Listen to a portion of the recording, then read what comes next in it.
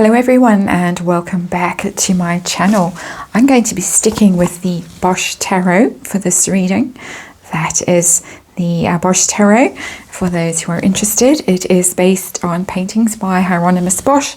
It's quite an interesting deck. It is rather a shadow kind of a deck, rather distorted imagery, and I used it on the reading I've just done about Prince Harry, in particular, allegedly buying a second home back in the UK. I'm now going to be looking at a related story which has been drifting around for a while, and that is to do with the Jubilee celebrations, which are starting next month, the Platinum Jubilee celebrations. And Harry and Meghan have allegedly, Harry and Meghan did this, have let it be known that their diaries are free. They are keeping their diaries clear for the Jubilee celebrations. They are available. Send the invite. Those keep the date, save the date. Things that people send out when they're getting married. Harry and Meghan have preempted the save the date thing and let it be known that they are waiting to receive not a wedding invitation but an invitation to the Jubilee celebrations. Rather funny, and apparently, allegedly, the royal family is somewhat disturbed by this and troubled about what to do with Harry and Meghan during the Jubilee celebrations, which culminate, of course, that big weekend in June, the Queen's official birthday, Trooping the Colour. Everybody gathered on that balcony at Buckingham Palace. Very important if you've got a Netflix documentary that you're making about yourself. Very important to be seen on that balcony. So Celtic Cross, looking at this from Harry and Meghan's point of view. We'll look at it from the royal family's point of view. In the future, we'll be looking at this a lot, I'm sure. But this is just dipping our toe in the water, taking the temperature of the water. And interesting card that's come out as underlying energy, the High Priestess. That's the silent card, the secrets card, the mysteries card, the person who is tapping into the divine, into their intuition, and it's just about messages, it's about communicating with the divine. I think they're waiting. I mean, this person is waiting, quite literally, for signals from higher up, for a message from the higher ups. So as I say, they are waiting. It's major arcana. This is a big deal for them. This is not an insignificant moment in their lives. It's going to look really bad for them if they are not on that balcony in June, let's just say. So the situation from the Harkles point of view, that's the Seven of Swords. Well, that's the running away card. They ran away, of course. And it's the thief, the liar, the cheat, the coward, the person who ghosts other people. It's the classic card. This tarot deck is very far from the traditional Rider-Waite, so you have to be familiar with the Rider-Waite meanings in order to read this very successfully. Broken egg there, and it's really something quite precious, something quite fragile that has been broken. Trust has been broken, I would say, with this card, with the Seven of Swords. They have broken faith with the royal family. And what is their challenge now?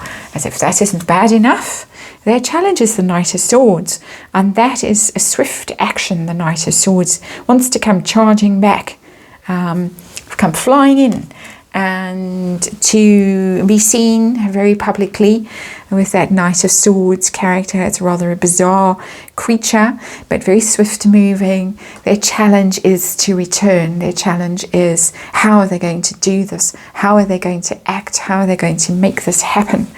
And I get from these swords that are showing up that there is a lot of hostility, hostile communications possibly going on, and a desire, a competitive kind of an energy, an argumentative energy coming from both of these cards, interestingly, that there is a lot of toing and froing and a lot of conflict behind the scenes. But let's check and see what is going on behind the scenes. And when I was doing the preparation for this reading, I always actually write the questions out before I do the readings, so I can be as clear as I possibly can.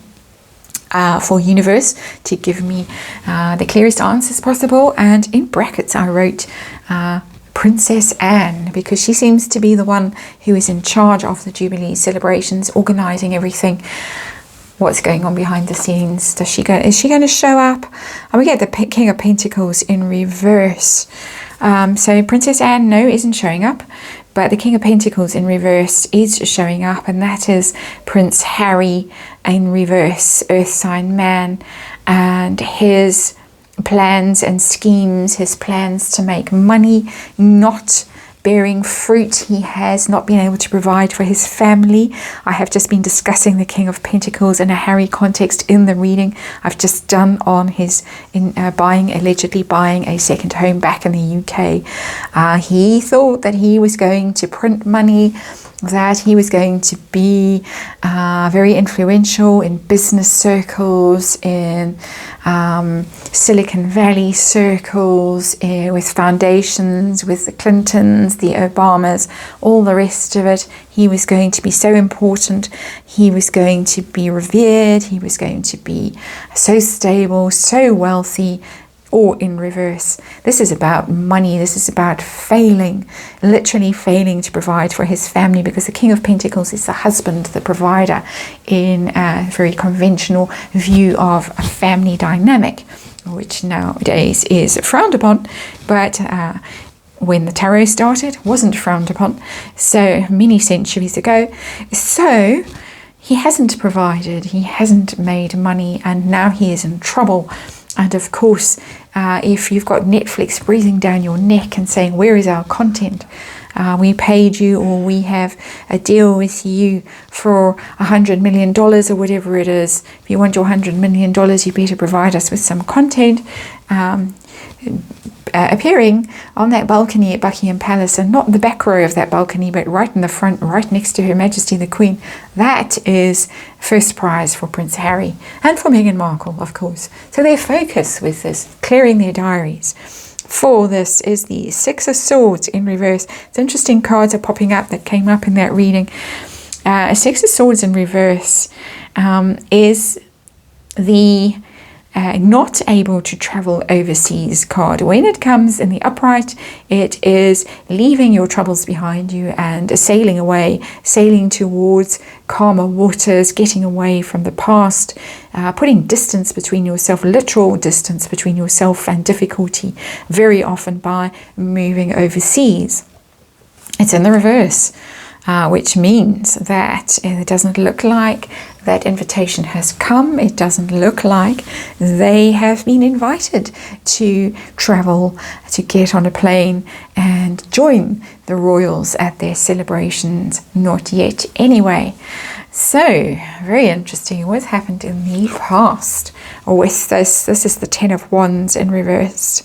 They have really struggled to make it in the US. We've seen that, all the failed ventures that they have started with to great fanfare, and then no follow through at all, anything they've done. It's in the reverse, the Ten of Wands, which means giving up, putting those burdens down. Can no more. I can no more. Can't carry this burden on my own. It's a very lonely card always for me, somebody struggling alone with those burdens. And I just am getting the feeling in both of the readings that I'm doing today that Prince Harry in particular is over it. He's the one showing up. I haven't seen Meghan Markle yet, except for herself there, the High Priestess, waiting for that invitation with the book of spells on her head, and she's probably sitting there trying to conjure it up, manifest it. We know she's into manifestation, all those kinds of things. So that's just come to me now with that card with the High Priestess, that she could be literally trying to manifest it with a vision board, and that does amuse me. Meghan Markle has got on her fridge in Montecito a vision board with Buckingham Palace there. She has got a photo of herself, of course, sitting outside Buckingham Palace with her school friend. Of course, she who knew nothing at all about the royals was there as a teenager, very gleefully beaming away. Anyway, back to the Ten of Wands in reverse. Yes, difficult, hard times for the Harkles, things not going well for them. We've seen that also with the King of Pentacles in reverse. So, in the future, will they be able to spin that card around and get on a plane and set off? That is the Queen of Cups. It does look as if there might be some success for them, that they may be able to inveigle some kind of invitation. The Queen of Cups, very emotional, obviously, quite a manipulative energy always around it. But she is always, for me, somebody stuck in the past, somebody who's looking at the past, sentimental about the past. Reflective, a little bit sad, a little bit melancholy always for me, the Queen of Cups, in her feels. So in the near future, whether they get that nod or not, it looks as if they are really going to be emotional about it. They're going to be quite emotionally invested in being there, wanting to be there, and very upset. It's in the upright so far, this card, so not entirely upset, but will be very upset if they don't get that invitation. It's going to be lots of tears, lots of tantrums, and lots of upset. So intentions towards this Jubilee celebration. What do they want out of this? And strength. What an interesting card to show up. It is literally the Harry and Meghan card, of course, the Leo card. Normally it has the Virgo, the woman in the white dress, wrestling the lion, taming the lion. So conquering the lion, conquering her animal nature. That is what the Leo card, the strength card is really about. But of course, it's not only the Harry and Meghan card, it is the royal family card, one of them, the strength card. And very interesting. Look what we see, matching. And there it is. They want to be posed on that toadstool. They want to be seen with the royal family very publicly. They need it. They need it for their brand, to strengthen their brand, to consolidate their relationship with the royal family, that they can then of course merge and say, look, we're still valued members of the royal family, as the Queen always says, much loved. She doesn't say valued, she says much loved. But they want to send out the message to the people who have tried to invest in them, King of Pentacles in reverse, that look, we're still very important, we're still right in the heart of this royal family, and there is our value. There is our brand value, strength. Very interesting card to come out. What pressure are they under in trying to make this happen, or not managing to make this happen? The Wheel. And that is the timing card, the Wheel of Fate. The Wheel is a very positive card generally, but it is circumstances that generally are beyond your control.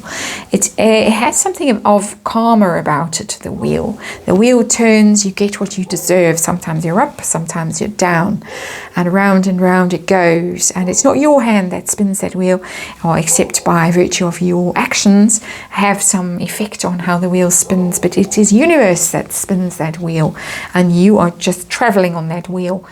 And so they feel as if it's a little bit out of their control, and it would be a stroke of tremendous good fortune, because that's what the wheel in the upright is, really good fortune. It would be a tremendous stroke of good luck if the wheel spun in their favor, and if they got that invitation and they were able to appear on that balcony, at least that balcony, and be seen. But as I say, is no guarantees with the Wheel of Fortune. There is no guarantees of how it's going to work out, and it is all about timing, and it is all about whether the universe wants you to have that good fortune or not. So that is the pressure that they are under, and it is major arcana. And we have had two major arcana in this reading that are both about fate and about trying to control fate and destiny. The priestess there trying to manifest things really through her thoughts, through her intentions, and the wheel there, divine, is saying that it's up to me, matey, it's not up to you. So their hopes and fears, we've more or less covered their hopes and fears, but let's see what else we want, the universe wants to tell us. That is the Hermit. They're very afraid that they're going to be left out of this. We have the same toadstool kind of thing featuring here. It seems to have cropped up quite often in this reading. And they are afraid, and it's particularly Prince Harry is afraid because it's the Hermit, it's the Virgo card, it's the Prince Harry card. Prince Harry is afraid he's going to be left out, he's going to be shunned, he's going to be on the naughty step, he's not going to be allowed to be seen in public, and he's going to have to stay and think about what a naughty boy he's been. And when he has realized the truth of the situation, then perhaps he'll be let out and let in public for a little while. But that is the fear of that Hermit card. Very interesting energy coming off this deck. I am enjoying reading with it finally, and I hope you're enjoying seeing it in action. And it's a very famous deck, of course, and the outcome is Justice. Wow, that is the ultimate karma card. Justice. Justice is you get what you deserve. Fairness, fair play. And so it looks as if they are, I think, going to get the invitation to possibly the balcony.